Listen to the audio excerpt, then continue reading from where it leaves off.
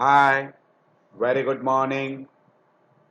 I'm Dr. Janak Patel, MD, General Physician. All my video lectures are mainly for educative purpose. Today's lecture will be very useful to fourth year student, third year students in your oral exam, in your theory exams, as well as when you go for your private practice, and particularly the person who are working in ICU. Today we are going to discuss regarding T wave in ECG. How you interpret.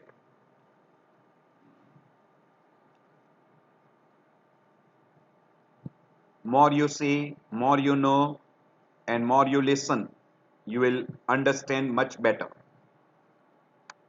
We know very well T wave is due to repolarization of a ventricle.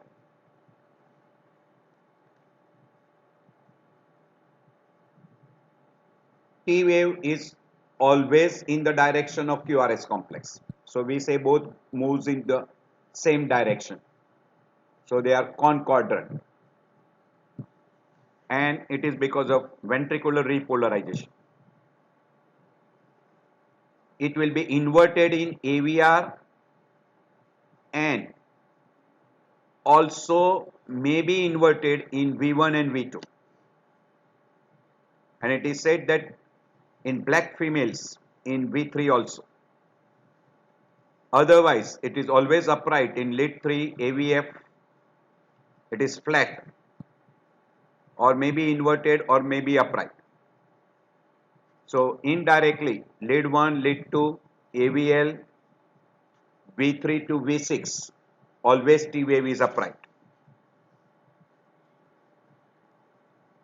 If you look at the shape of the T wave, it is asymmetrical because ascending slope is slow, the peak is rounded, and descending slope is rapid. So ascending slope has got longer duration and descending slope has got a shorter duration. That's why it is asymmetrical. Height in a limb leads is usually 5 millimeter or less than 5 millimeter, and in precordial lead it is less than 10 millimeter. And this particular criteria will be very helpful to identify a tall P wave. So if P wave, depending upon the height, we mention them as a tall or flat, and if it is below the isoelectric line or otherwise we say in an opposite direction of a QRS complex, we'll call that a T wave is inverted. And if it is having upward slope as well as a downward slope above and below the isoelectric line, we call as a biphasic. And if there is no specific etiology, then we call as a non-specific changes. Almost good number of time along with ST segment change, that is either downwards or elevation, that is depression or elevation, there may be associated T wave changes. We call that as ST, T changes.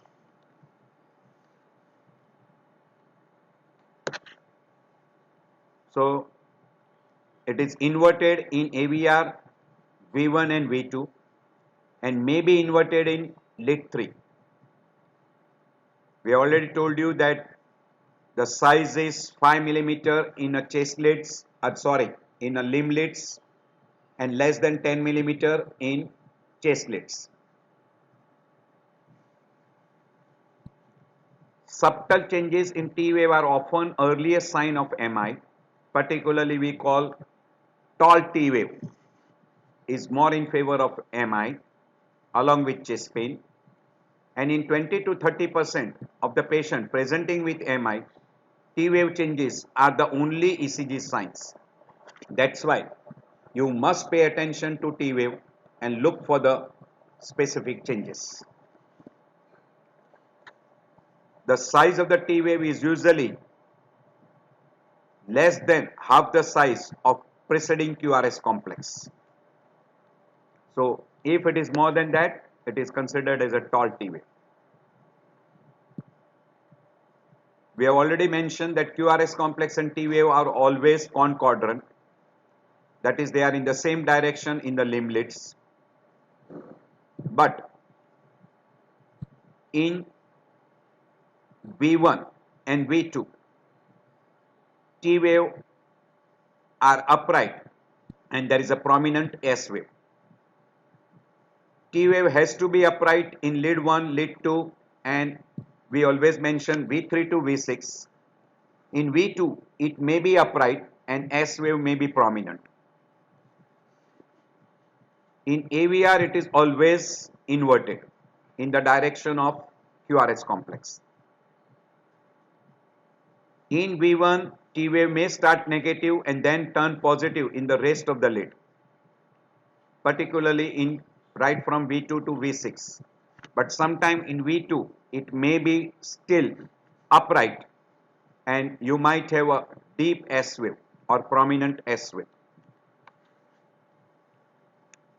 T wave inversion, particularly symmetrical inversion, is always abnormal. Asymmetrical inversion is more in favor of a strain pattern. Biphasic T wave again is more in favor of ischemic pattern. And hyperacute T wave, you have to differentiate from hyperkalemia. And again, asymmetrical hyperacute T wave is more in favor of stem. So this goes in favor of ischemia. Biphasic T wave is also in favor of ischemia. Asymmetrical is usually in favor of a secondary changes, particularly in case of RVH, LVH, we call as a strain pattern. So T wave is upright in all, but it is inverted in AVR, V1, V2 and lead 3.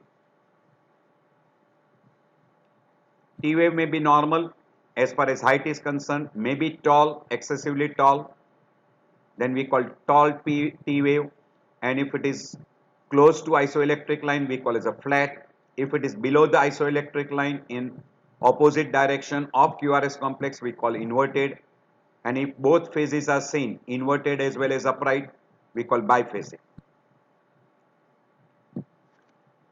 Depending upon the shape of the T wave, either it is a broad base, symmetrical or asymmetrical, hyperacute and tall, you can identify hyperkalemia and hyperacute T wave of acute MI.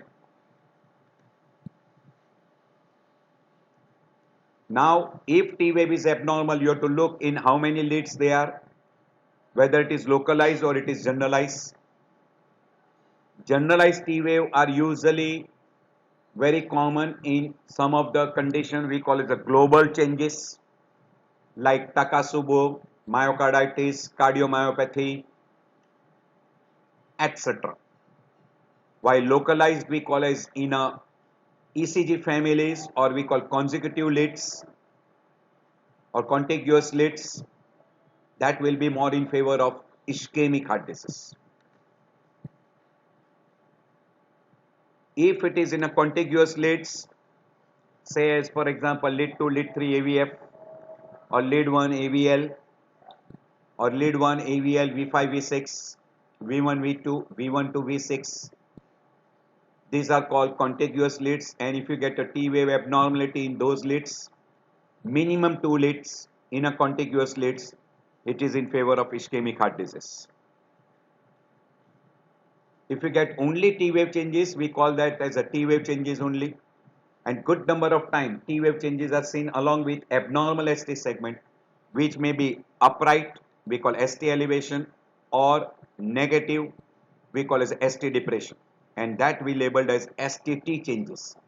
So if there are T wave abnormal and it is along with ST elevation or ST depression, we label that as STT changes, and it is almost invariably due to ischemic heart disease. A tall T wave is classical in case of a hyperacute MI and hyperkalemia.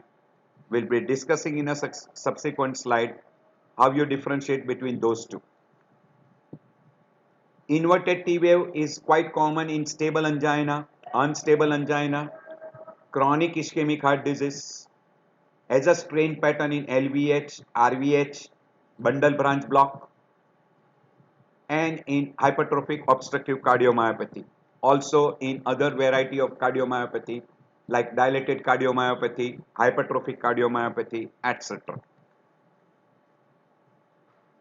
Hence, history, clinical examination, cardiovascular system examination is absolutely necessary to find out and suspect whether it is ischemic heart disease or not.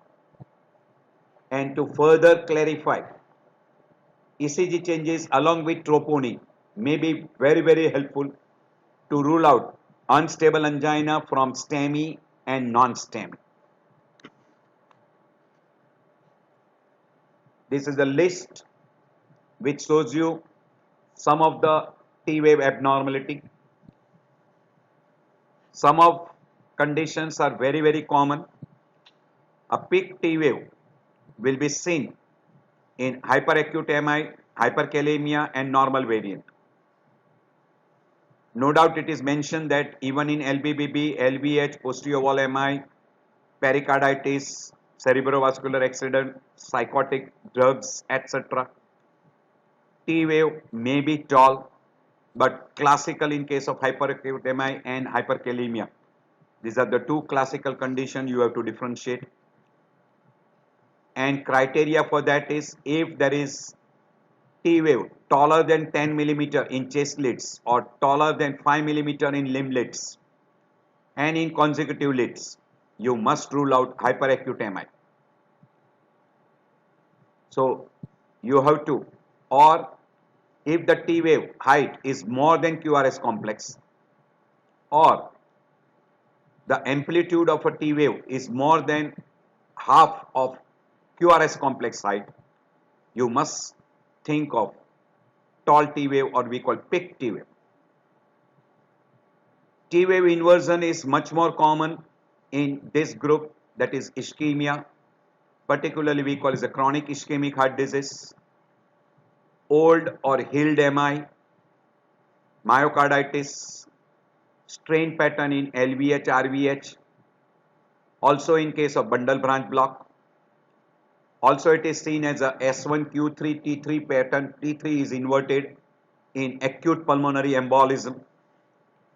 Also you will see T wave changes in case of hypokalemia, digoxin toxicity. You will have a ST segment changes along with T wave inversion very frequently in a non-STEMI. Also in case of a posterior wall MI, Wallens syndrome.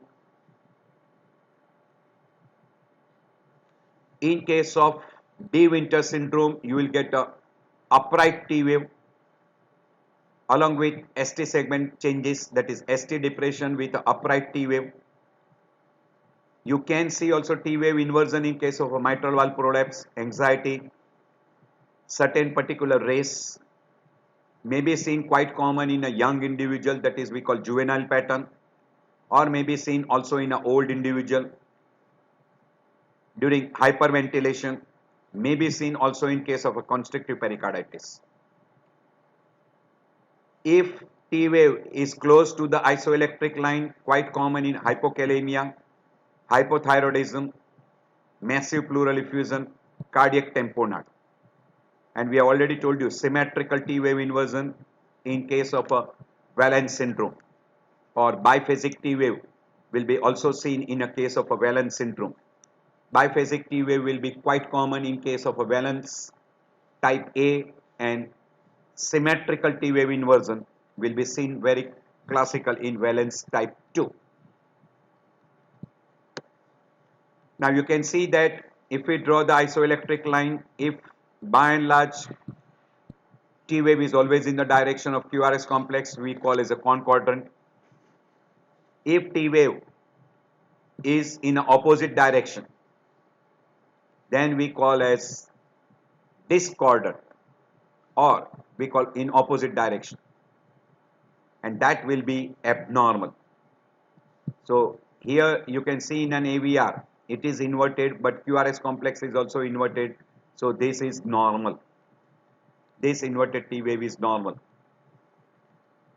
So below the isoelectric line, it is inverted, but if in AVR V1 and lit 3, in those inverted T wave are considered as normal. So you can have a certain changes like peak T wave, hyperacute T wave, inverted T wave, biphasic T wave, camel hump T wave, flat T wave, etc. Now here we have got some example. This is a peak tall T wave, which is quite frequently seen in a hyperkalemia, as well as in case of a hyperacute T wave in ischemic heart disease. How you differentiate will be mentioning in subsequent slide. This is a normal variant where you can have a T wave tall, and good number of times this is also seen, may not be so tall, but it is also seen in early repolarization syndrome. Short form we call as ERP, or we also call as a benign early repolarization, BER, where the T wave is upright and little tall, may not be as tall as in case of hyperkalemia and hyperacute T wave. T wave sharp inversion and symmetrical inversion is more in favor of ischemic heart disease, but asymmetrical inversion is more in favor of a strain pattern. And good number of time, if the T wave changes takes place and there is a prolonged QT interval, it is a significant signs of again ischemia. And do pay attention to that. If there is a prolonged QT with a T wave changes, it is dangerous one. So this is a normal T wave, this is tall T wave, or we can call as a hyperacute T wave depending upon the criteria. This is first is upright, second is negative, it is biphasic, or you can get first negative and second upright, that is also biphasic. A symmetrical deep inversion of T wave is always in favor of an ischemic heart disease. A flat T wave is also more in favor of ischemic heart disease. Whatever we have discussed before, all those are shown here. At your leisure time, you can go through normal variant, hyperkalemia, hyperacute T wave, biphasic T wave, then negative T wave, all different varieties in hypertrophic cardiomyopathy. Then in case of a cardiovascular insult, that is ischemic heart disease, ongoing ischemia, post ischemia, etc. These are secondary T wave changes which are usually inverted and discordant. You will come across in bundle branch block, LVH, RVH, also in case of a right bundle branch block. In left bundle branch block, you will see in V5, V6 and lead 1 AVL, while right bundle branch block, you will see in a case of a V1 and AVR. In LVH and RVH also you will get those STT changes. In V1 you will see in RVH, and V5, V6 you will see in LVH. Also in case of a pre-excitation syndrome, or we call as WPW syndrome, you will have a T wave in opposite direction, that is T wave will be inverted. These are all called secondary changes. A peak T wave, we have already mentioned that it is usually tall, narrow, symmetrical or asymmetrical, and if it is more than 2/3 of the QRS complex, it is definitely considered as a tall T wave. Also, it is mentioned that more than half of QRS complex, you should look for a tall T wave. We already mentioned before that more than 5 mm in limb leads and more than 10 mm in precordial lead is a tall T wave. We get in two classical conditions, that is hyperkalemia and hyperacute MI.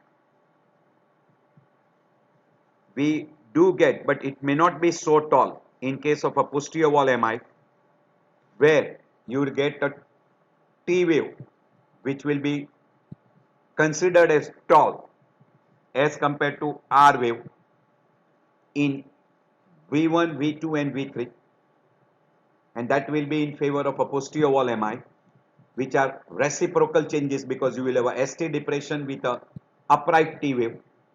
So that will be in case of a posterior wall MI. You will have a non-specific ST segment elevation with an upright T wave in a pericarditis. So those are not considered as a peak T wave. Classical peak T wave in hyperkalemia and in case of a hyperacute MI. So depending upon the shape, the broadness of the base, symmetrical, asymmetrical, and peak, depending upon that, we can classify them into two groups, that is hyperkalemia and in case of what we call as a hyperacute MI. You can see here this is quite tall, almost it is more than 10 small square. So this will be tall T wave which is seen in, we can consider in, this is V2, V3, V4. This 4 lead is clearly showing you a tall T wave. So these are tall T wave. Now to identify, and they are more than 2/3 of the complex amplitude. So you should consider that. Now this can be in a normal variant. Do remember that. Now we'll be giving the difference between the two. That is, if you get tented, that is means broad base. First initial component is longer or it takes little longer time, and second component is taking a short period. That's why it is called tented. While in case of a hyperkalemia, it will be a pick, sharp, pinch. These are the word utilized. In case of ischemic heart disease, it will be a broad base. While in case of a hyperkalemia, it will be a narrow base. Being first component is longer and second component has got a shorter duration, so it is asymmetrical, while here both are equal, so it is symmetrical T wave. This is also tall, this is also tall. This will be localized and in a contiguous leads like lead 2, lead 3 AVF or lead 1 AVL, V5, V6, etc. While this will be more generalized or we call widespread. This will be more common with hyperkalemia. And along with that widespread T wave changes, you will have very common wide QRS complex, prolonged PR, and later on the P wave will disappear. This will be very frequently associated with chest pain, while hyperkalemia will be very frequently with use of potassium sparing diuretic in CKD, AKI, etc. Also you can come across in case of ACE inhibitors. PR interval will be prolonged. This is classical in case of a STEMI and variant angina, while this will be more common with hyperkalemia. Go again through these slides. This is a very useful slide, very easy to identify and differentiate between what we call as a hyperacute MI from hyperkalemia. Very important. Again, I'm repeating little bit that T wave will be tented. Here T wave will be picked. It will be asymmetrical. This will be symmetrical. This will be with a broad base. This will be with a narrow base. Both will be tall T wave. This will be seen only in a contiguous leads or we call localized, while this will be widespread. And along with that you will have a wide QRS complex. PR interval will be prolonged and later on P wave will disappear and then you will get a sine wave. This is very frequently in a case of a CKD, AKI or person taking certain drugs, particularly ACE inhibitor and potassium sparing diuretics. While this will be very frequently associated with a classical chest pain which is of a ischemic variety. Hence this is seen in an hyperacute MI. This already we have discussed that you will have a tall T wave. Later on the PR interval will get prolonged. P wave will disappear because P wave will become flat and disappear. And along with that you have got a QRS complex widening, and then QRS complex widening will get mixed with T wave, and that is called sinusoidal wave or sine wave.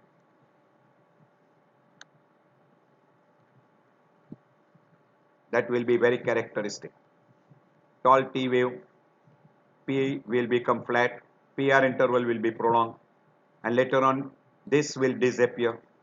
You will have a further widening of QRS complex and it will get merged with tall P wave of hyperkalemia, and that we call as sine wave or sinusoidal wave.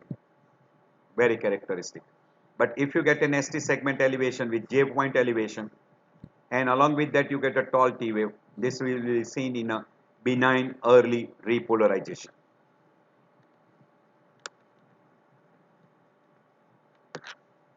So now these are some of the example of showing you. This is, you can see, this is a broad QRS complex with T wave converge inside. This is a peak T wave, and if there is no P wave at all or P wave is flat, then this will be in favor of what we call as a hyperkalemia.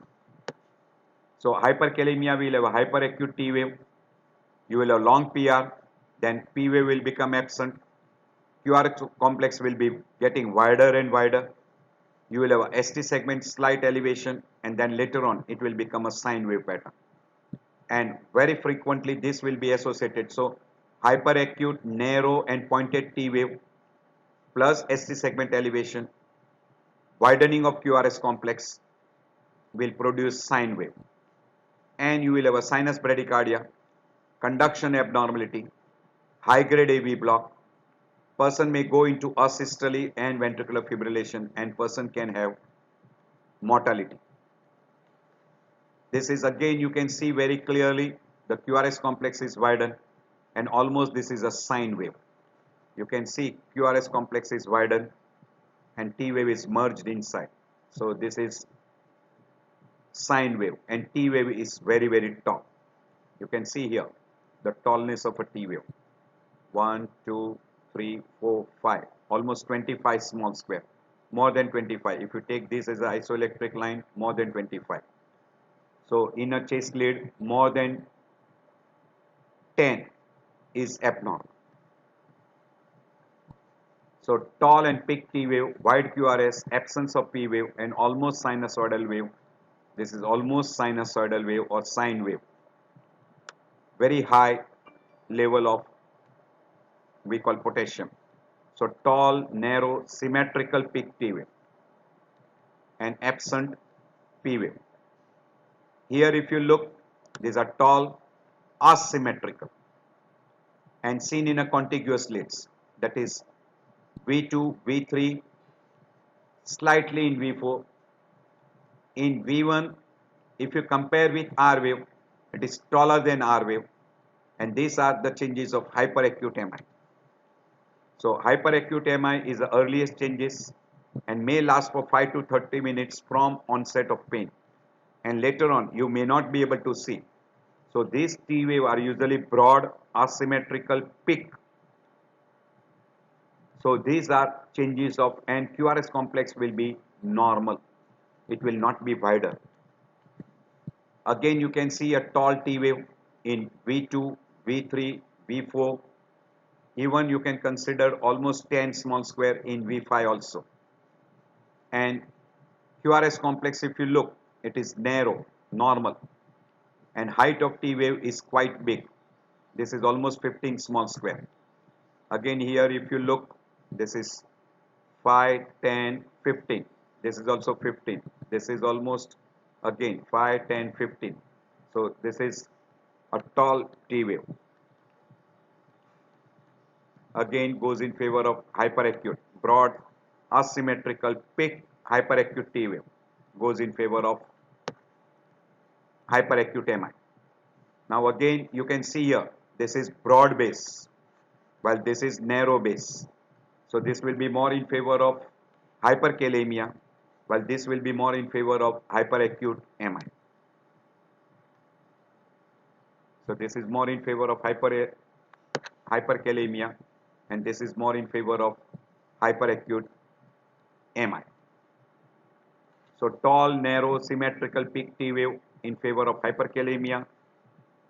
Now here again, if you see that there is a tall T wave, narrow QRS complex or normal QRS complex consecutively, that is V2, V3 and V4, more in favor of hyperacute MI.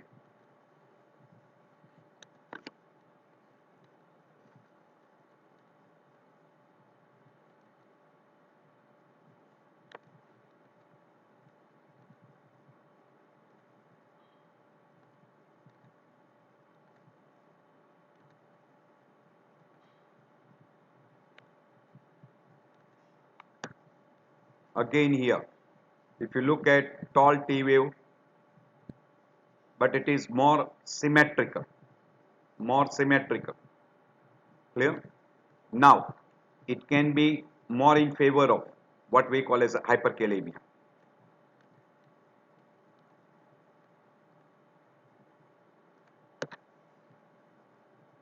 Why this will be more in favor of STEMI? If you look here, there is an ST segment elevation simultaneously. ST segment is elevated. This is one point you must keep in mind. In hyperkalemia, ST segment will not be elevated. So broad asymmetrical peak T wave, hyperacute T wave along with ST segment elevation, if you get, it will be in favor of hyperacute MI. In hyperkalemia, we already told you broad QRS, symmetrical T wave, and almost PR interval is getting prolonged and P wave disappears. You can see that hardly P wave is seen. You can't make out P wave. This will be more in favor of hyperkalemia. Again, broad QRS, P wave is flat, PR interval is prolonged, hyperkalemia. Nearly absent P wave. This is again broad QRS, P wave absent, tall peak T wave you can see in V4, V5, V6 clearly, even in case of V3, and QRS complex is getting wider and wider. Almost later on, this will also get wider and we'll call that as sinus wave or sine wave, sinusoidal wave or sine wave. Now we go to the second part we call as a almost flat T wave. That is in hypokalemia, massive pericardial effusion, hypothyroidism will come topmost on the list. Now one peculiarity in a hypokalemia, ST segment will be slightly depressed, T wave will become flatter, and you will have appearance of what we call as a U wave. So if you get a T wave and U wave, always think first in terms of a hypokalemia. And good number of time, ST segment will be depressed, T wave will almost disappear, and you will have only one positive wave, which is ideally not a T wave, but it is a U wave. And this is good number of time mistaken as a prolonged QT. And also this is one of the cause of prolonged QT. So do keep this thing in mind. In case of a massive pericardial effusion, you will have a electrical alternance. Particularly in the case of a massive pericardial effusion, cardiac tamponade, and you may get also in case of a severe congestive heart failure. Along with that, you will have a low voltage and sinus tachycardia. So if you get a low voltage, sinus tachycardia, flat T wave with electrical alternance, suspect pericardial effusion, that is massive pericardial effusion, cardiac tamponade, and severe congestive heart failure. In case of hypothyroidism, along with hypothyroidism, very frequently there is pericardial effusion, and you will have ECG pattern almost mimicking pericardial effusion. So flat T wave you will get in case of a ischemia, also in case of a hypokalemia, and we have mentioned that in case of a hypokalemia, along with flat T wave, you will have ST segment depression and U wave appearance. So if you get two peak after QRS complex, we call camel hump appearance. That is T wave and U wave, both are upright. That will be more in favor of what we call as a hypokalemia. You can see here clearly. This is T, this is U. So it is called diphasic T and that is prominent U wave.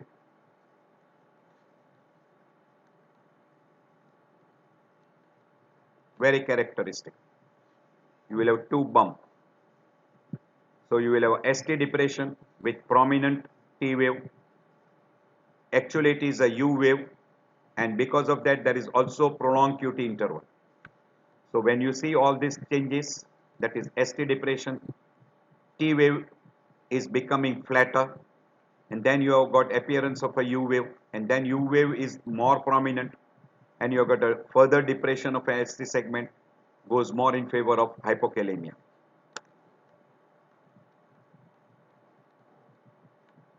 You can clearly see T wave and U wave, very clearly see. So if you see these two, it will be more in favor. You can see T wave, U wave and then there is a P wave. So that will be more characteristic of hypokalemia. And you will have a slight ST segment depression. So ST segment depression with a nearly flat T wave and appearance of a U wave goes in favor of hypokalemia. Again, you can see here ST depression and this is a U wave. ST depression, you will have appearance of U wave. ST depression, this is a U wave. So that goes in favor of hypokalemia. Here you can see low voltage, almost flat T wave. So low voltage, flat T wave goes more in favor of pericardial effusion, cardiac tamponade, and also in case of a congestive heart failure. But those conditions will be more diagnosed by electrical alternance. So if you get electrical alternance, it will be very characteristic for massive pericardial effusion, cardiac tamponade, and severe congestive heart failure. So that will be classical electrical alternance. This is again low voltage and tachycardia in favor of cardiac tamponade, pericardial effusion, congestive heart failure. That is appearance of U wave will be more in favor of hypokalemia, but if you got a prolonged PR interval and if that P wave is coming close to T wave, it will appear like two bumps only as you get in a hypokalemia, not in case of hypokalemia. This is also described as a camel hump T wave. So in a first degree AV block or second degree AV block where PR interval is markedly prolonged, you can have a camel hump T wave appearance. In here this is a P wave, here this is a U wave. You can see this is a U wave and P wave is here. So that will be more in favor of hypokalemia. This will be more in favor of first degree AV block or in case of a second degree AV block. Now the importance of a biphasic T wave. This is first upright, second is negative. Yes, first is negative, second is positive. Now first upright and second negative quite commonly you will come across in myocardial ischemia. While in case of a hypokalemia, you will have a first initial little negative and then you will have a positive wave. This similar changes you will get also in case of what we call as a Valence sign or Valence syndrome, where you will have a biphasic T wave, more of upright followed by negative in type 1 or type A variety, and that is a sign of tight narrowing of LAD, and it is one of the STEMI equivalent. So ischemic T wave changes will first go up and then down, while in case of hypokalemia and digoxin toxicity, it will be initially negative followed by positive. So even looking at the pattern, you can suspect myocardial ischemia, hypokalemia and digoxin. Also do keep it in mind if a person has come to you with a severe chest pain and in lead V2 and V3, if you get first initially biphasic T wave, that is upright followed by negative wave, it is type A or type 1 variety of valence sign, which is very important sign in ECG to tell you that there is a tight narrowing at LAD.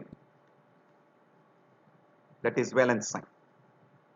Keep that thing in mind.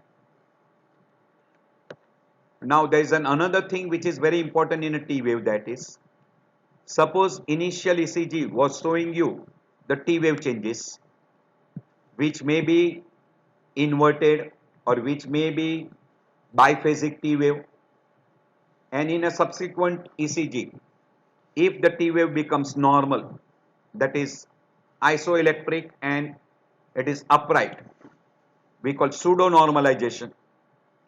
This is one of the sign of what we call as ischemic changes. So if you compare with the previous ECG, and if there is a pseudo normalization and person is having a chest pain, do consider that as a sign of ischemia. That is, previous ECG was showing a sign of ischemia in the form of an inverted T wave or a biphasic T wave, and now person has got again a chest pain, and if you take an ECG and if it shows T wave upright, means almost the ECG looks normal. That is why it is labeled as a pseudo normalization in presence of chest pain. That's why the word utilized is pseudo normalization. So pseudo normalization of the T wave is also one of the sign of ischemia. That should be kept in mind. You can see here initial is negative and then second is positive. This is always in favor of ischemic heart disease. Now if you see this in V2, V3 and V4, it is one of the sign in case of a valence sign or valence syndrome. Now in De Winter sign, you will have a ST segment depression, and then you will have upright tall T wave in very commonly in V3 and V4. This is called De Winter sign. That is also again suggestive of tight narrowing of LAD. And if you get a biphasic T wave, initially positive followed by negative, this will be ongoing myocardial ischemia because of a tight narrowing. This we call as a valence sign. Again, De Winter sign, ST depression, initial negative followed by positive, while here initial positive followed by negative in V2, V3 and V4. Here again V2, V3, V4, ST segment depression with T wave inversion and then positive, or we call as a tall T wave, upright T wave rather than tall. De Winter sign, and this is valence sign. Both are in favor of tight occlusion of LAD.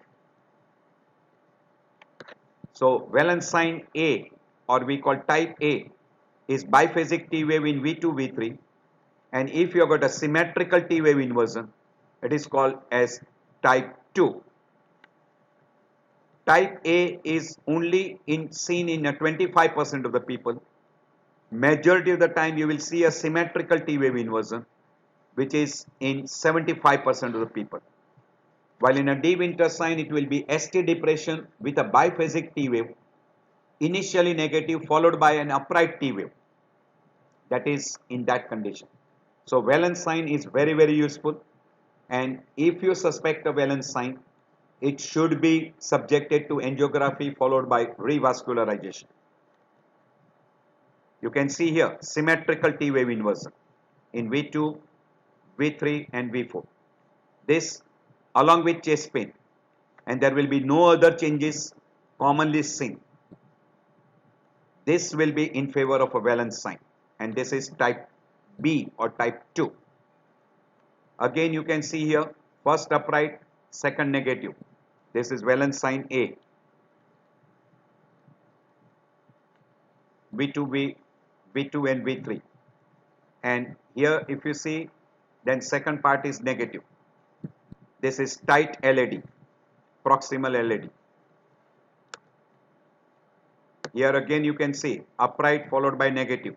Again goes in favor V2, V3. Again goes in favors of biphasic T wave inversion, valence sign A. So type A, biphasic inversion. Sometimes you can come across initially negative followed by positive, but whenever you come across this will be more in favor of, along with ST segment depression, we'll call that as a De Winter sign. So do keep this thing in mind. In case of a hypokalemia, it will be with long QT interval, and this will be U wave rather than T wave, and QT interval will be prolonged. So this must be in back of our mind. This is pseudo normalization. You can see that first ECG there was T wave inversion. Person is having ischemic pain. There is a superimposition of acute myocardial ischemia over chronic ischemic injury, and now T wave has become upright. If we don't see the previous ECG, we will label this as a normal. So early sign of preceding ST elevation, or maybe even a coronary artery vasospasm. So if you look and compare with the previous ECG, you will be able to find out what we call as a pseudo normalization. So previous ECG may be showing you a T wave inversion or biphasic T wave or symmetrical T wave inversion, and now person is having a chest pain, that is superimposed myocardial ischemia, and now the T wave becomes upright. It is the initial stage of what we call as a ST elevation. So this is the previous ECG showing your T wave inversion in lead 2, lead 3 and AVF. Now you can see that in lead 2, lead 3 and AVF it has almost become normal, and then second part of T wave there is an inverse, and you can still see that in lead 1 AVF there is a reciprocal changes in the form of ST segment depression, and look here in lead 1 and AVF, and look here there is an ST segment depression 1 and AVF. And if you see in V5 V6, now slowly this T wave which was inverted in V5 V6 has also become upright. So this is very important, we call pseudo normalization. So always look at pseudo normalization. So if any person who has got a chest pain and there is a pseudo normalization of T wave, it suggests ongoing myocardial ischemia. Keep this thing in mind. You must have a follow-up ECG at regular interval. Now we are going to the third part, what we call as an inverted T wave. Now inverted T wave suggests lot of conditions like primary changes in case of a ischemia or infarct, particularly in case of a subendocardial infarct, severe tachycardia, digoxin effect, hypokalemia, while secondary changes in case of RBBB, LBBB, strain pattern in RVH, LVH, in intraventricular conduction defects. Also sometime you will see in a case of an intracranial hemorrhage, which are not ischemic changes. While here also tachycardia, digoxin and hypokalemia are not ischemic changes. So whenever you see a T wave inversion, always rule out ischemic heart disease, and then you can look for non-ischemic groups. These are all non-ischemic groups, but these are primary changes because of the basic disorder, and these are secondary changes because of repolarization abnormality. So these are called secondary repolarization abnormality. You can also come across in some of the condition like persistent T wave in juvenile pattern, that is quite frequently seen in a children and juvenile groups of people. Very commonly you will see in a myocardial ischemia and infarction. We already mentioned you will see in a RVH and LVH, that is strain pattern. Also you will see in a hypertrophic cardiomyopathy. This will be non-ischemic groups, bundle branch block, pulmonary embolism, raised intracranial pressure. These are all non-ischemic groups. And you will see T wave inversion normally in case of AVR, V1, V2 and good number of time in lead 3. So in this leads non-significant, but if you have got a sharp symmetrical deep inverted T wave, it will become symmetric, it will be significant. So you must look at symmetrical or asymmetrical T wave inversion, it is quite important. So T wave inversion apart from myocardial ischemia, you will get in hypokalemia, strain pattern, bundle branch block, acute pulmonary embolism, that is we call in a T3, that is S1Q3 T3, raised intracranial pressure, there is something called as a memory T wave, juvenile pattern, etc. We'll show you some of those slides. This is T wave inversion in hypokalemia, repolarization, pulmonary embolism, memory T wave, intracranial hemorrhage, subarachnoid hemorrhage, raised intracranial pressure, and persistent juvenile T wave pattern. But also you should keep it in mind, it is one of the crucial signs in case of a STEMI, non-STEMI, and chronic coronary syndrome. You must keep this, you must think of those. So this is peak T wave, this is flat T wave, and along with that there is a U wave. This will be more in case of a hypokalemia. And if you have got a T wave inversion, you should keep it. Along with ST changes, 100% in favor of ischemia. If you have got a ST depression with a T wave upright, look for De Winter sign.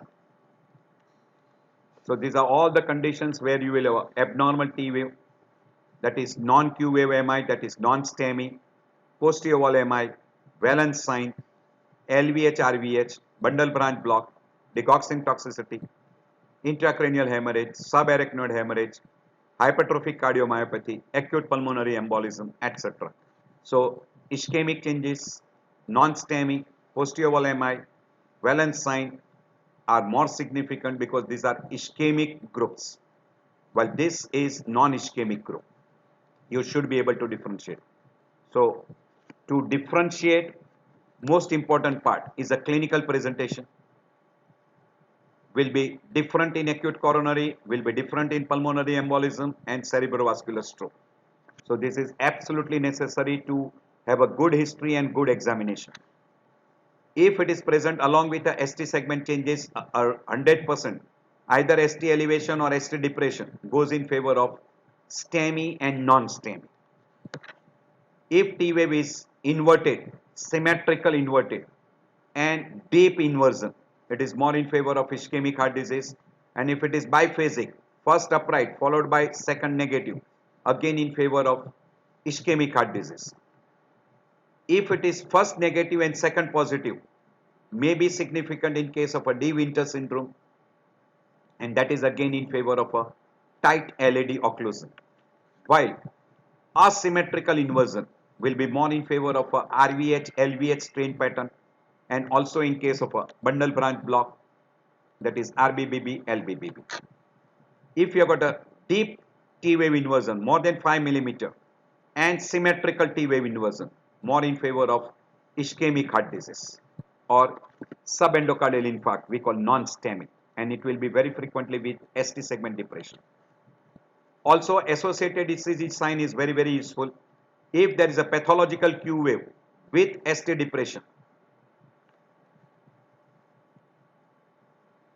non-STEMI acute coronary syndrome, by and large in a non-STEMI will not have a pathological Q wave. So to differentiate non-STEMI, secondary repolarization, hypokalemia, etc., you must look at pathological Q wave, voltage criteria for LVH, RVH, where you will have a secondary repolarization. Pathological Q wave will be there more commonly in case of a STEMI rather than non-STEMI, and in non-STEMI we will have a ST depression. LVH, RVH will have a secondary repolarization. Also, in case of a left bundle branch block, right bundle branch block, you will have a QRS widen. In case of a hypokalemia, you will have a long QT, you will have a ST depression with a flat T wave, and you will have a prominent U wave. So look for all those associated signs. Also, you look at the previous ECG where you will see WPW, ventricular pacing, or person was having VT, or there was intermittent left bundle branch block or right bundle branch block. And now if ECG is showing you T wave changes, those we call as a memory T wave changes.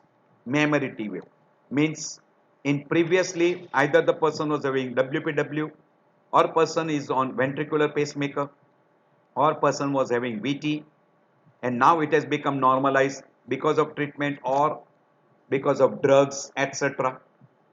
Drugs, or you have done pacing and then it has become normal, or person was having intermittent LBBB or RBBB, and now if you see a T wave changes, particularly T wave inversion, it will be in favor of what we call as the memory T wave changes. In young children, if the T wave persists even up to the age of 15 to 20, this will be called as a persistent juvenile T wave pattern, and you should exclude this after ruling out other condition. Means if all other conditions are ruled out, then only you can put them into a persistent juvenile T wave pattern.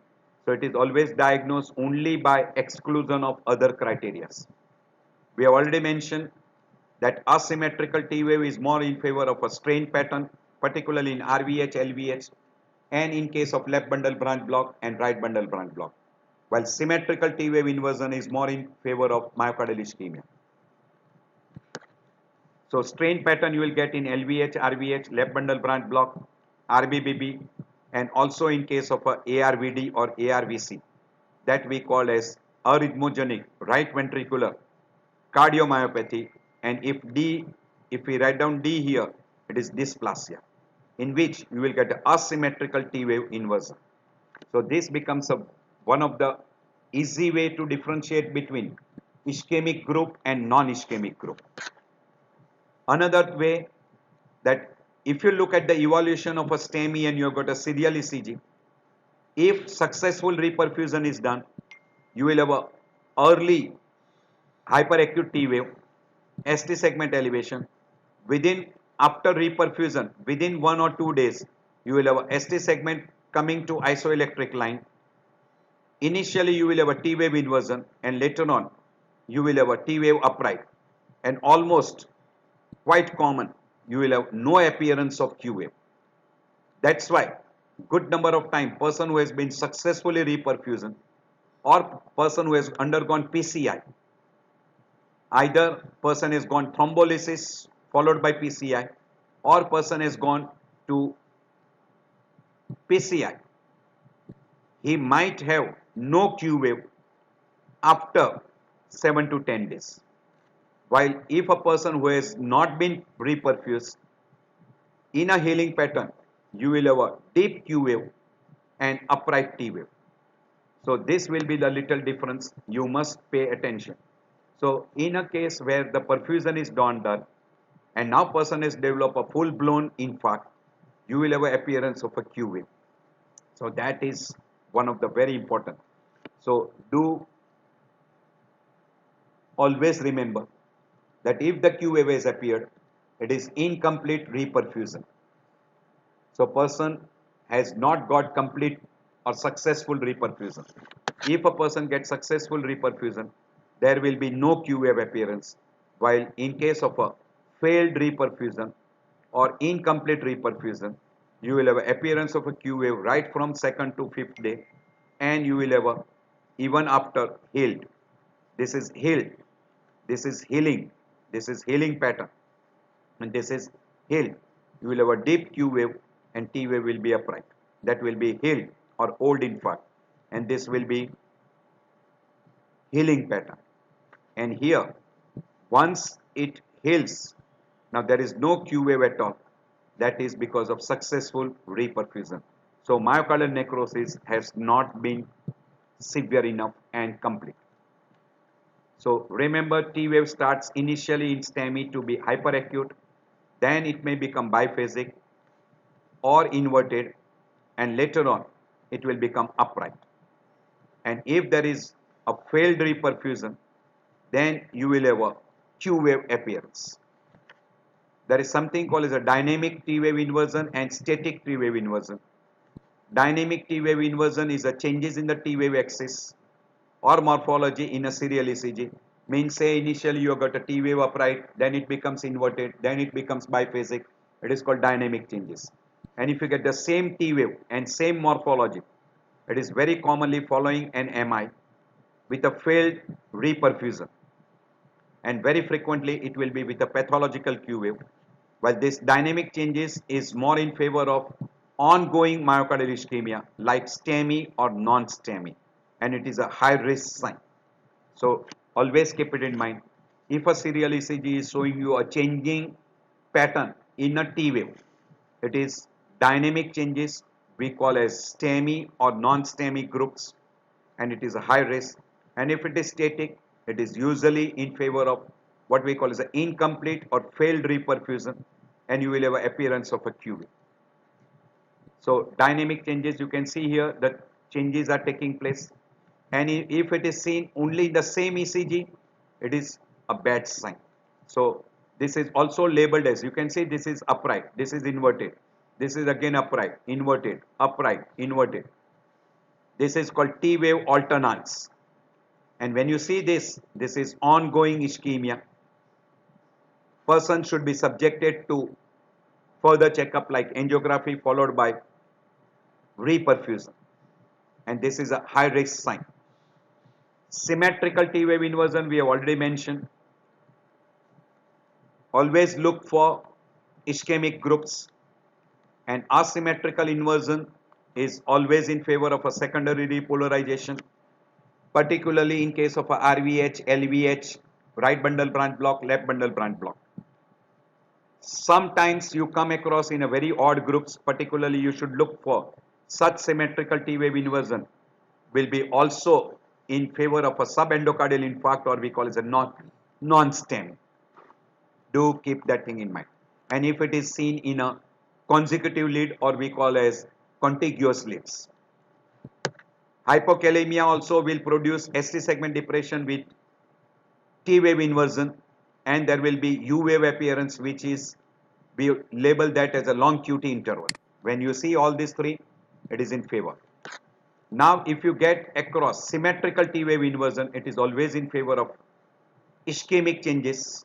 Symmetrical T wave inversion, deep symmetrical T wave inversion, always keep it in mind, non-STEMI groups along with ST depression. So if you come across T wave inversion with LVH criteria or RVH criteria, it will be more in favor of what we call as secondary changes. So that changes you can come across in case of RVH, LVH and hypertrophic cardiomyopathy. So asymmetrical T wave inversion will be in favor. So you should have a LVH, RVH criteria with STT changes, and that will be T wave inversion with ST depression. So that will be more in favor of LVH.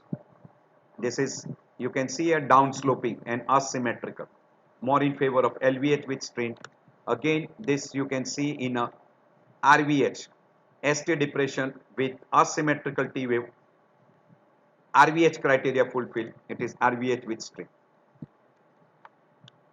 In bundle branch block, QRS complex will be wide with STT changes, and T wave will be inverted. So you have got a broad QRS, P wave, RS R dash pattern, T wave in opposite direction, suspect left bundle branch block. Same way in a right bundle branch block, in V1, if you get RS R dash pattern, T wave in opposite direction, RBBB criteria fulfilled, suspect RBBB with ST depression and T wave inversion is secondary due to RBBB, not because of ischemia. And if there is an LBBB along with ST segment changes we call Sagar-Bursa criteria, then it can be ischemic changes along with left bundle branch block. If you get such sharp T wave inversion, always first keep it in mind what we call as the non-STEMI groups, and second, cardiomyopathy, myocarditis, pericarditis, pulmonary embolism, and don't forget cerebral T wave changes, that is in case of intracranial hemorrhage, subarachnoid hemorrhage, intracranial hemorrhage. In those group also you can have, these are called flip T wave, sharp, deep, symmetrical T wave inversion, You can see here ST depression with asymmetrical, more in favor of LVH, RVH, because QRS complex is narrow, and this fits with LVH criteria, so this is LVH. And if there is associated Q wave appearance, it will be in favor of hypertrophic cardiomyopathy. If you see more changes in V4, V5, V6, it is apical hypertrophic cardiomyopathy. So just out of it. In arrhythmogenic, in V1, you will have a small R wave followed by a small notch at the end of S wave. We call that as an epsilon wave, and this is a characteristic sign in a arrhythmogenic right ventricular cardiomyopathy, or instead of cardiomyopathy, it is labeled as dysplasia. So do look at that particular sign, what we call as epsilon wave. I'm skipping over this particular criteria. So at your leisure time, major criteria, minor criteria for ARVD, forget about that. Asymmetrical T wave inversion also you can come across in case of ischemia, particularly in case of subendocardial infarct. This is, you can see that symmetrical T wave inversion, this will be very classical seen in a valence sign B or valence type 2, and that will be, this is valence sign type B, or we call type 2. That will be in case of LAD or even left main coronary artery narrowing, tight coronary artery narrowing, more in case of LAD rather than LMCA. Very classical. In pulmonary embolism, we get what we usually normally use the word. T wave will be inverted in a right precordial lead, that is V1, V3, V1, V2, V3. And in case of a lead 2, lead 3 and AVF, we usually use the word S1, Q3, T3 pattern. So you got a S wave, deep S wave in lead 1, and in lead 3 you got a small Q wave with T wave inversion, and T wave inversion you can see also in lead 2, lead 3, and you will have a RVH pattern, RVH strain pattern. So in V1 you will have a R wave which will be little more prominent, and you will have a ST changes, that is T wave inversion, we call as a RV strain pattern.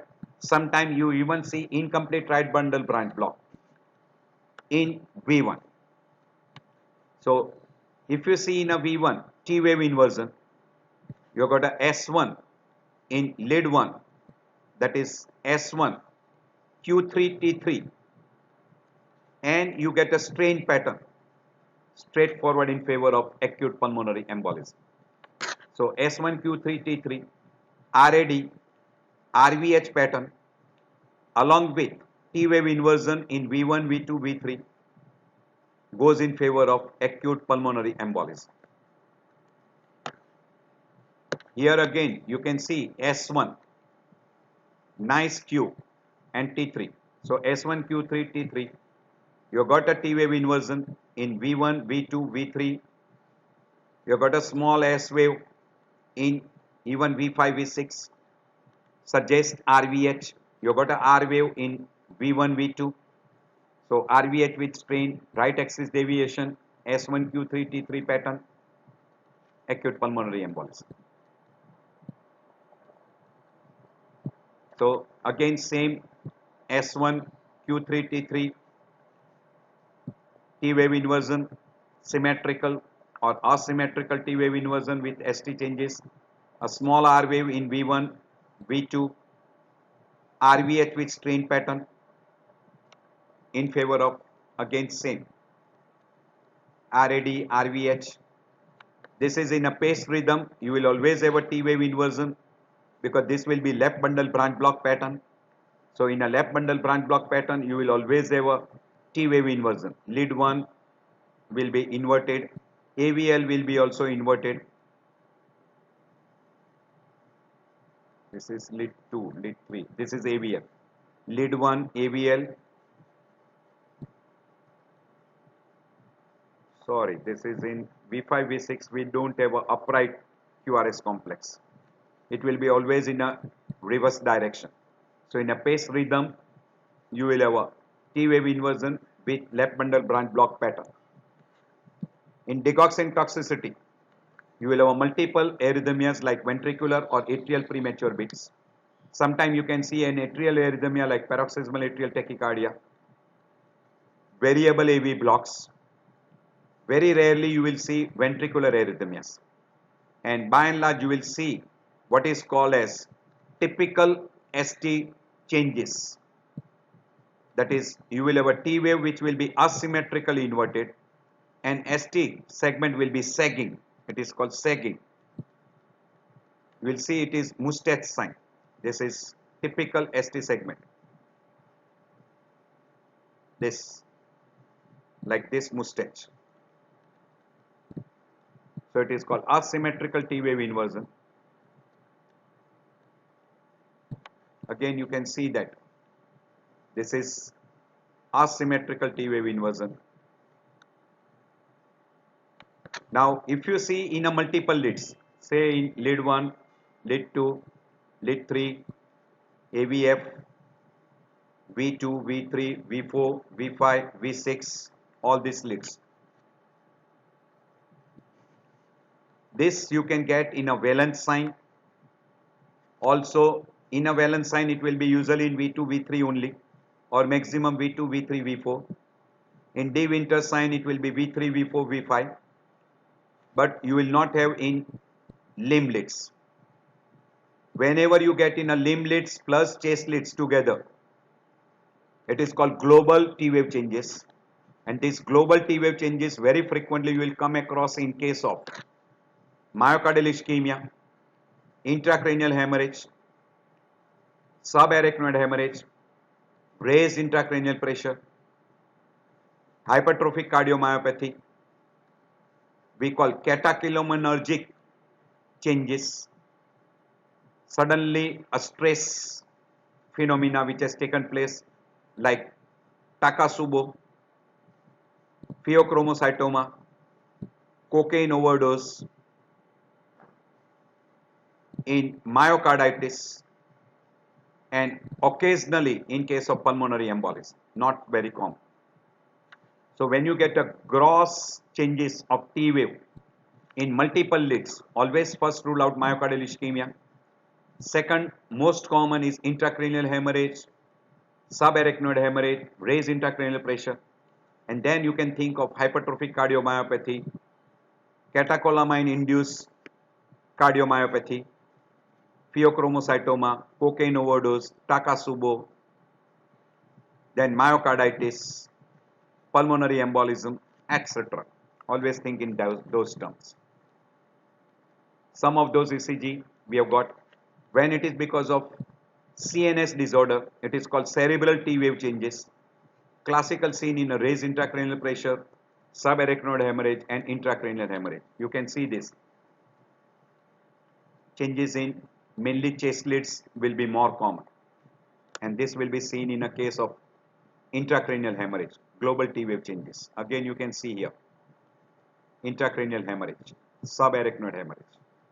This is raised intracranial pressure. You have got ST segment elevation, looks like pericarditis, again in case of a raised intracranial pressure. Global changes mistaken as ischemic heart disease. In a ventricular pace rhythm, by and large you will see a T wave changes in the form of ST elevation in a with a broad QRS complex. Very frequently will be seen in a V2, V3, V4, those leads you will see more common, and also you might see in a lead 1 and AVL. Lead 1 and AVL. Do look for those changes. In case of ventricular aneurysm, it will be persistent of ST elevation with T wave inversion.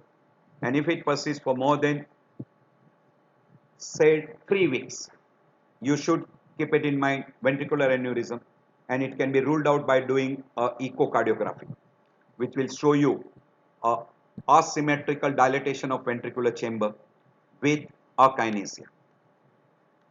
Takotsubo is also labeled as stress-mediated cardiomyopathy, broken heart syndrome, apical ballooning syndrome, or Takotsubo cardiomyopathy. It is stress-induced. These are the presentation. You will have a ST elevation or ST depression. ST elevation is quite common in a precordial lead, almost in 82% of people.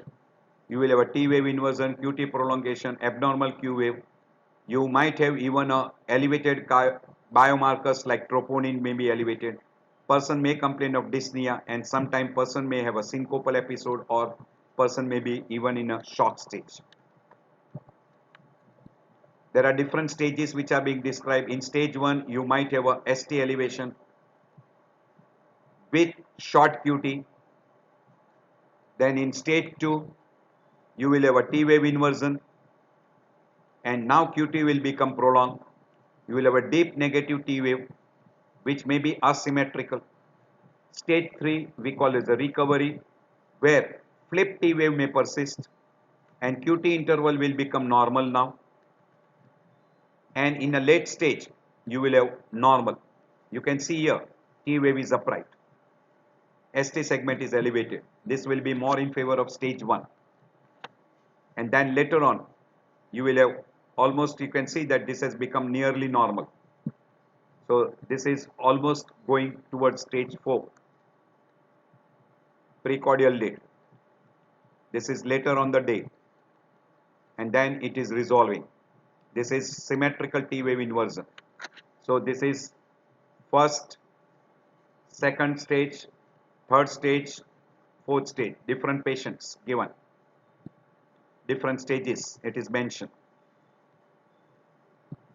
So keep that thing in mind. Stress cardiomyopathy, 4 different patients. So 4 different ways of presentation. In a benign early repolarization, usually it is a J point elevation with concavity upward, and it is very frequently seen in a chest lead, particularly from V2 to V6. And good number of times you will have a small notch we call fish hook pattern at J point. Strong family history. Do suspect benign early repolarization. In a pericarditis, we have already mentioned so many times, you will have a J point elevation with concavity upward. You will have a PR segment and ST segment in opposite direction, very nicely seen in a AVR. You will have a PR segment elevation and ST depression with T wave inversion, while opposite will be seen in a chest leads, where you will see PR segment elevation with ST depression and T wave inversion, and in the lead where you got a ST segment elevation with concavity upward, you will see PR segment down, and this is called knuckle sign. So there will be lot of other signs we'll be discussing in a what we call as a STEMI mimics. So you will have a concavity upward.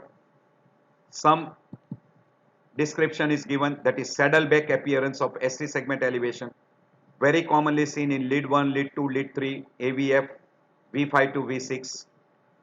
While in case of an AVR, you will have opposite changes, that is PR segment will be elevated and ST segment will be depressed. And similar changes you can get in V1.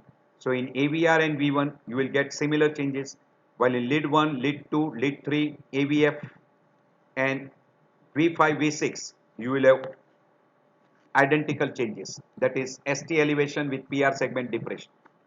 In Brugada, we have mentioned that in V1 and V2, you will have a chord downward, chord ST segment depression.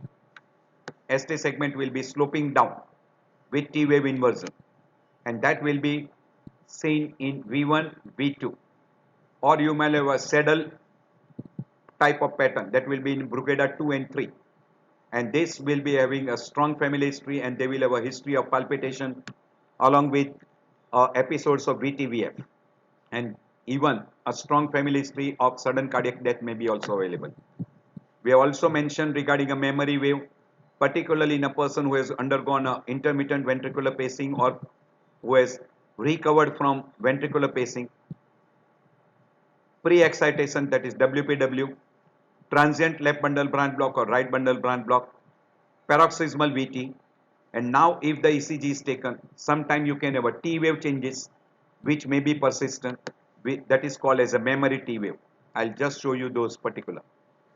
So always keep it in mind that if there is a memory T wave seen, if you see a memory T wave, that is if there was a positive T wave in the leads, particularly with the white complex, now you will see a negative T wave in a white complex tachyarrhythmias, which was previously. Means you will have a persistence of a T wave changes.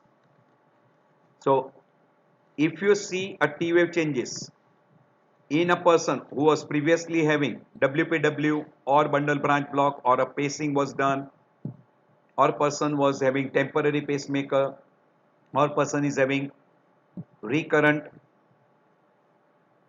bundle branch block, always look for memory T wave. So if you see a T wave changes, always compare with the previous ECG. This is a previous ECG and this is a repeat ECG showing you upright T wave. This was inverted in a WPW, that is a memory T wave, and it suggests ongoing ischemia. You can see here, this is inverted here, and here the T wave is further inverted, and QRS complex is upright. QRS complex is upright. So do keep it in mind. Memory T wave follows the direction of the negative complex during WPW pattern. In a ventricular pacing, you can see that this is ventricular pacing, and in subsequent, this was ventricular pacing, and in subsequent, you got a T wave is in opposite direction. So T wave is inverted in opposite direction. So here now QRS complex has become upright and T wave is in opposite direction. Here during ventricular pacing, QRS complex was negative and T wave is upright.